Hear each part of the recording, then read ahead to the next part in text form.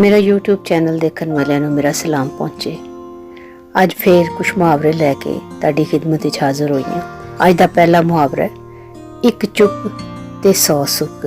ਵੱਡੇ ਕਹਿੰਦੇ ਨੇ ਜੇ ਕੋਈ ਮਾਮਲਾ ਖਰਾਬ ਹੋਣ ਲੱਗੇ ਤੇ ਤੁਸੀਂ ਚੁੱਪ ਕਰ ਜਾਓ, ਉਸ ਚੁੱਪ ਵਿੱਚ ਹੋ ਸਕਦਾ ਹੈ ਕਿ ਤੁਹਾਨੂੰ ਕਿੰਨਾ ਸੁੱਖ ਮਿਲੇ, ਤੁਹਾਡੀ ਲੜਾਈ ਖਤਮ ਹੋ ਜਾਏ। ਦੂਸਰਾ ਮੁਹਾਵਰਾ ਹੈ, ਤੂੰ ਘੱਗਰੀ ਸੰਭਾਲ ਤੈਨੂੰ ਚੋਰ ਨਾ ਲਗੀ, ਤੂੰ ਆਪਣੀ ਸੰਭਾਲ ਤੈਨੂੰ ਹੋਰ ਨਾ ਲਗੀ। यानी कि तुसी अपना घर संभालो, तुसी किसी दूसरे के मामले दखल ना दो और चोरां कोलों अपना बचाव करो, यानी कि अपना तहफ़्फ़ुज़ करना ज़रूरी है। और अपनी गल नूं संभालो, तुसी दूसरियां दीयां गल्लां वल ध्यान ना दिओ। जोड़ बाबा जोड़ तेरा खाजा नहीं गे होर। ਇਹਦਾ मतलब है कि बस इंसान अपनी ज़ात ते कंजूसी करता रहे और अपने लिए कुछ खर्च ना करे तो जोड़ जोड़ के रखता रहे, तो उन्हें पता नहीं उसकी जिंदगी कितों मुक जाए तो दूसरे लोग उसका माल खा जाएंगे। चोर नालों पंड काली, यानी कि जिन्हें काम करना है उन्होंने तो इन्ना फिक्र ना हो, लेकिन दूजिया बंदियां नूं उस काम का उहदे नालों ज़्यादा फिक्र हो। चिड़ियां दी मौत ते गुआरां दा हादसा, यानी कि किसी नूं ते अपनी पई हुई है, कोई अपने दुख नूं रो रहा ते दूसरे लोग उसदा मजाक उड़ान, तो उसदा मतलब है कि चिड़ियां दी मौत ते गुआरां दा हादसा।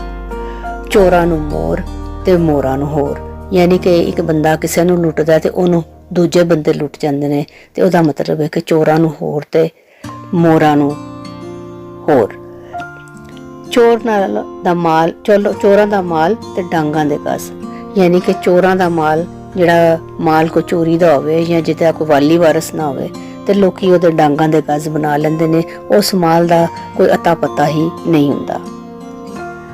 चोरी मेना यारी मेना, मेहनत कीती ते काहदा मेना, यानी कि तुसी चोरी करो तो तुहानूं उहदा मेहना है, लोग तुहानूं ताने देणगे। जे तुसी किसी नाल यारी लाओ तो उहदे भी ताने मिलते हैं, पर मेहनत का कोई ताना नहीं। मेहनत जिहड़ा भी बंदा करे वो अपने वास्ते करता है और उहदे च हमेशा कामयाब भी हो जाता है। ख्वाजे दा गवा डड्डू, यानी कि एक बंदा जिहदी अपनी कोई वैल्यू नहीं हैगी तो वह अपने नालों भी नीवें दर्जे का कोई गवाह बना लवे, तो उस गवाह बेचारे की की जिहड़ी है ना औकात होनी है। उसका मतलब यह है कि ख्वाजे का गवाह डड्डू, तो ऐसा बंदा कि जिहदी अपनी कोई कहन की कोई एडी हैसीयत ना होवे, उहदा वो ख्वाजे का गवाह डड्डू हुंदा है।